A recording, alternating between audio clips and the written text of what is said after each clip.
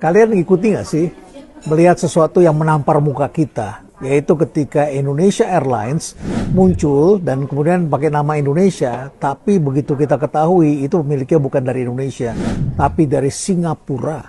Ya, dicari-cari pemiliknya ternyata orang Indonesia yang berasal dari Aceh. Pemiliknya adalah seorang pengusaha asal Indonesia, dan pasti orang bertanya-tanya, kan dia dulu kerjanya di BRR, kemudian pernah kerja di PLN dan sebagainya. Kok bisa ya jadi pengusaha besar?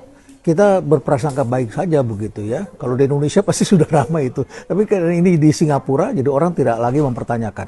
Menjadi pertanyaan bagi kita, dan ini merupakan tamparan bagi kita, adalah mengapa Indonesia Airlines didirikannya di Singapura dengan badan hukum di Singapura. Ini pertanyaan besar banget ini.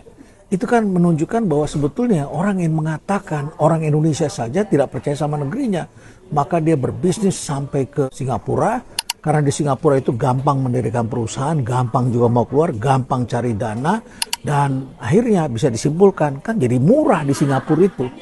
Padahal saya pernah rapat board di Singapura, ketemu dengan orang-orang yang berasal dari Inggris ya, karena board membernya ini adalah orang-orang dari Inggris. Dan di situ mereka selalu komplain, Singapura kok mahal sekali ya sekarang, mahal banget. Loh, saya bilang kan London juga mahal sekali. Tapi mereka mengatakan, enggak, sekarang Singapura mahal. Ya, kalau Singapura mahal, kenapa sekarang orang mendirikan perusahaan di Singapura dan orang yang pasti memilih itu sangat rasional. Pengusaha itu kan orang yang rasional. Karena mereka rasional itulah maka mereka mendirikan di Singapura. Ini jelas tamparan bagi kita. Kita harus bertanya apa yang sebenarnya terjadi dengan non-ekonomi di negara kita, aspek non-ekonomi. Kalau ekonominya udah jelas lah, Indonesia ini kan pertumbuhan ekonominya 5%, lebih tinggi dari Singapura. Kemudian juga kita lihat inflationnya kan rendah. Kemudian kita lihat lagi bagaimana upaya dari pemerintah itu bersungguh-sungguh loh. Kelas menengah kita banyak sekali. Singapura berapa sih penduduknya? Tapi market kita besar sekali. Lalu kemudian ada lagi berita lain. TikTok ternyata memilih untuk investasinya di Thailand. Dia taruh data centernya di Thailand. Investasinya Anda bisa cek berapa triliun, besar sekali taruh di Thailand. Dan kemudian kita juga saksikan berita sebelumnya, Apple itu menaruhnya di Vietnam. Investasinya juga besar sekali. Dan ketika Apple pindah ke Vietnam, Foxconn nggak jadi kan investasi kita. Dia juga pindah ke sana. Karena itu bagian dari ekosistemnya. Dan kita melihat di negara-negara lain upaya untuk memperbaiki aspek non-ekonomi ini kuat sekali. Sehingga kemudian biaya untuk berinvestasi menjadi sangat efisien. Kemudian ekosistemnya dibangun. Kemudian korupsinya mereka bertarung, mereka hajar habis-habisan. Sedangkan di kita, setiap hari kita dengar berita tentang korupsi.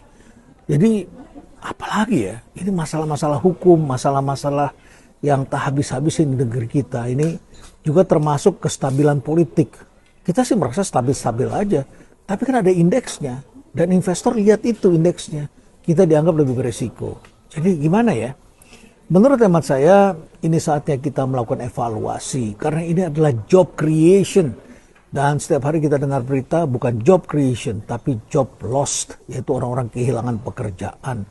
Kita harus lebih jujur melihat situasi ini dan kita harus pikirkan jalan keluarnya.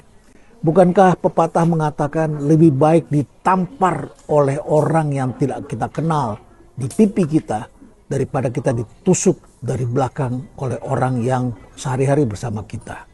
Jadi pepatah ini hendaknya menjadi renungan bagi kita. Jangan sampai kita ditusuk oleh bangsa kita sendiri.